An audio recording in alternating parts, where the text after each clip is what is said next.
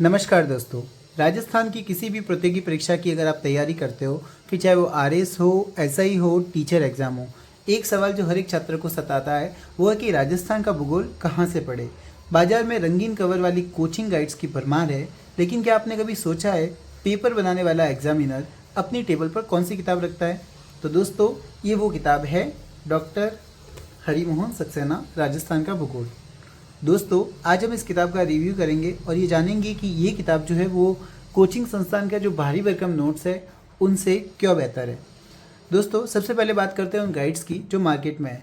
Market में 500-800 page की किताबें मिलती है। इसमें दिक्कत ये होती है कि इसमें अनावश्यक आंकड़े होते हैं, मतलब अननेसेसरी डाटाज। कोचिंग संस्थान अपनी धाक जमाने के चक्कर में इतना ज़्यादा एक्स्ट्रा मटेरियल डाल देती है जिसकी परीक्षा में कोई ज़रूरत ही नहीं होती। नतीजा ये होता है कि एक छात्र उन आंकड़ों के जाल में फंस जाता है। उसे लगता है कि सब कुछ रटना है और इस चक्कर में जो रिलेवेंट काम की चीज़ें होती है वो दिमाग से निकल जाती है। याद रखिए, आपको भूगोल शास्त्री नहीं बनना है, आपको केवल और केवल एग्ज़ाम करेक्ट करना है। अब बात करते हैं कि इस किताब की कि ये किताब क्यों ज़रूरी है। दोस्तों, ये किताब इसीलिए ज़रूरी है क्योंकि ये एक किताब खुद एक मूल किताब है। हाल ही में आरएसएस और आरपीएससी के चेयरमैन ने कहा कि आपको मूल किताबें पढ़नी चाहिए। तो दोस्तों, ये मूल किताब है। मूल किताब क्यों है? क्योंकि इसका जो सोर्स है वो एक गवर्नमेंट सोर्स है, राजस्थान हिंदी ग्रंथ अकादमी, राजस्थान सरकार।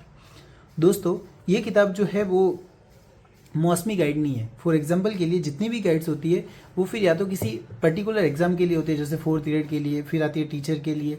तो आप हर एक एग्जाम की तैयारी कर रहे हैं, फिर आप हर एग्जाम के लिए अलग अलग गाइड तो ला नहीं सकते।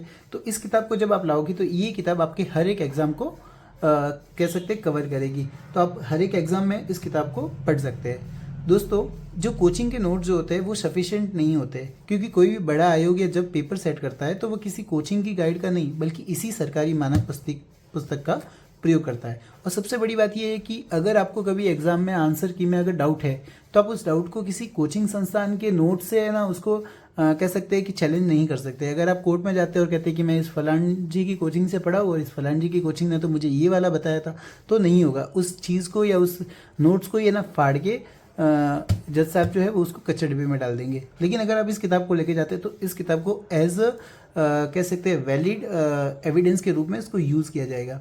दोस्तों, भारत में जिस तरह से जो भी यूपीएससी की तैयारी करते हैं वे लोग माजिद हुसैन को रेफ़र करते हैं, वैसे ही मैं आपको कहूँगा कि अगर आप राजस्थान में किसी भी एग्ज़ाम की तैयारी कर रहे हैं तो इसी पुस्तक को पढ़ना चाहिए।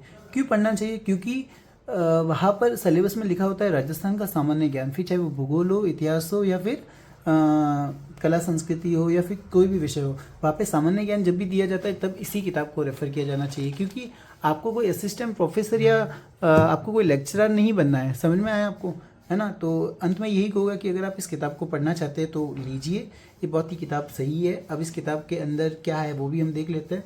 तो इस किताब को जब आप खोलेंगे तो यहाँ पे डॉक्टर हरिमोहन सक्सेना जी का नाम होगा, उनकी उपाधियाँ होगी, मतलब उपलब्धियाँ होगी, सॉरी, कि उन्होंने एजुकेशन में क्या किया है। ये देख सकते हैं संयुक्त निदेशक भी रहे हुए कॉलेज शिक्षा राजस्थान के। तो आप समझ सकते हैं कि इनका जो नॉलेज है वो कितना होगा। ये 48वां संस्करण 2025 में छपा है। अब अगर कुछ चेंजेस होंगे तो 49वां संस्करण आएगा। अब जब भी किताब लेने जाओ आप 48 या 49 की तरफ जाइएगा, ना कि 48 से कम। ये किताब जो है वो 245 रुपये की है। इस पर आपको 10% अधिकतम न्यूनतम 10% डिस्काउंट मिल सकता है। आगे वाला उसके ऊपर डिपेंड करता है कि वो आपको कितना डिस्काउंट देना चाहता है, तो आपको ज़्यादा डिस्काउंट भी मिल सकता है। मैंने ये किताब 180 रुपये में खरीदी है। आपको ये किताब 180 से लेकर 200 रुपये तक कहीं भी मिल जाएगी। ज़्यादा पैसे लेते हैं तो मत लीजिएगा। इस किताब में टोटल 19 चैप्टर है और राजस्थान का सामान्य परिचय, भू आकृतिक स्वरूप, अफवाह प्रणाली, जलवायु, प्राकृतिक वनस्पति, वन संसाधन, वन्य जीव, जैव विविधता, मृदाएं, जल संसाधन, सिंचाई परियोजनाएं, जल संरक्षण, कृषि एवं कृषि जलवायु प्रदेश, पशुपालन, खनिज संसाधन, ऊर्जा संसाधन, औद्योगिक विकास, परिवहन, मानव संसाधन, राजस्थान की जनजातियाँ, राजस्थान में पर्यटन, राजस्थान में पारिस्थितिकी संकट है, पर्यावरण प्रदूषण की समस्या, राजस्थान के भौगोलिक प्रदेशों का निर्धारण, राजस्थान के वृत्त प्रदेशों का विश्लेषण।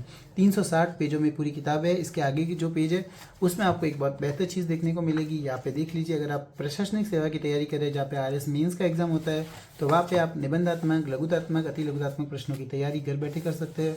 इसके अलावा इसमें वस्तुनिष्ठ प्रश्न भी है जो आपके हर एक पार्ट के बाद आप इस पर तैयारी कर सकते हैं। अच्छी बात यह है कि हर एक पार्ट के बीच में नहीं है। इसका मतलब ये है कि इन्होंने कंटेंट को एक साथ में दिया है, क्वेश्चंस को अंत में दिया है। दूसरी चीज़ ये है कि इसमें देखिए अगर आप इससे नोट्स बनाएंगे तो 360 पेज के, जब आप इसके शॉर्ट नोट्स बनाएंगे तो 100 पेजों में आपकी पूरी रिलेवेंट किताब बन जाएगी। इसके अलावा देखिए अब आप बात करते हैं कोई भी एक विषय ले लेते हैं, जैसे कि हम ले लेते हैं अपवाह तंत्र, 28 से 36 पेजों में ही है। आप किसी भी कोचिंग के नोट्स उठा लो, वो 28 से 36 पेजों में आपको नहीं देंगे। 28 से 36 पेज का मतलब है 28 से 36 पेज, मतलब 6 से 8 पेज, आगे पीछे मिला के देखें तो 16 पेज। लेकिन ये छोटी किताब है तो हम इसको 10 पेज में मान सकते हैं। कोचिंग संस्थानों की किताबों का आकार भी बड़ा होता है, तो वो अगर भले ही आपको कम पेज में देते हैं लेकिन उनकी बड़ी होती है। इसके अलावा कहाँ पे थे हम, 28 पेज नंबर, ये देखिए नदी है, 1 पेज, 2 पेज, 3, 4, 5, ये देख लीजिए 1, 2, 3, 4, 5। क्या बात है, इतनी ही कम पेज है क्या?